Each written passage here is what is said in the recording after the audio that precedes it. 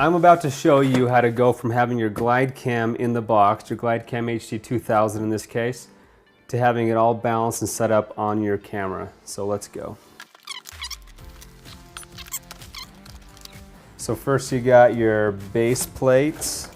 Next you got your shaft, the middle part, your top plate, and your weights, and the screws to put the weights in. You got your instructions, but I'm going to teach you how to do it now. So let's get our screws out. Very nice, and our weights out.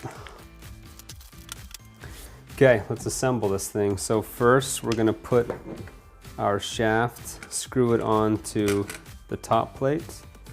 Simple enough. Same thing with the bottom plates. Now we're going to put our weights on the bottom, and depending on how heavy your camera setup will depend on how many weights you're going to put on the bottom. Without really knowing at first, you're just going to kind of guess, because you have to balance it and check the weight to be able to know how much weights to put on. I personally like to put on more weights because the heavier it is, I feel the easier it is to keep balanced and keep smooth shots, especially when it gets windy outside. So here I'm putting on the screws on the bottom, and now I'm just gonna put 3 weights on each side for now. And then you're gonna grab your little nuts here, or your bolts.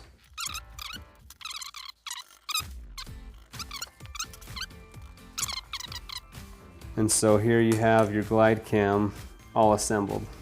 Now it's time to put the camera on. Now you can put the camera directly on the plate like this. I personally like to use a Manfrotto release plate. These quick release plates allow you to attach a plate onto your camera so that you can quickly take it on and off, and this allows you to then hook it up to your Manfrotto tripod, so you can go from Glidecam to tripod very quickly and easily. So I'm going to go ahead and attach this plate onto and the setup I'm going to be balancing today is the Mark III, Canon 5D Mark III with a 16 to 35 millimeter lens.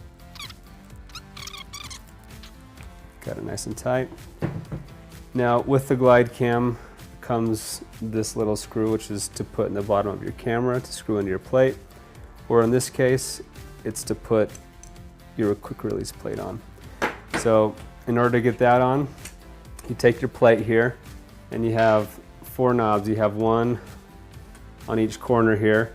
You're just going to loosen each of these knobs here, and then your plate should pop right off, just like that.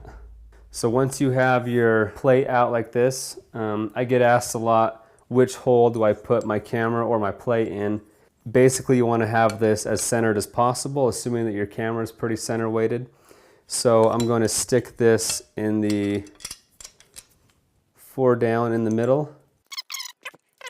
So now that's in there. I'm going to tighten it up real quick. Now we're going to put this guy back on. Tighten up my screws on the end. And my plate is loose right here on top, and that's going to happen if your bolt isn't tight enough. And so what I'm actually going to do is I am going to use one of those washers for this guy to keep that on there a little bit tighter. So I'm going to take this bottom guy off. So now I got my washer in between. It's going to help my plate from sliding around. Now we're going to put this guy back on. And now we're going to pop our camera on here. And these quick release plates, you just slide it on in like so. And then you lock down on the bottom here. And a lot of times with these quick release plates, you'll try and lock it and it's still loose like this.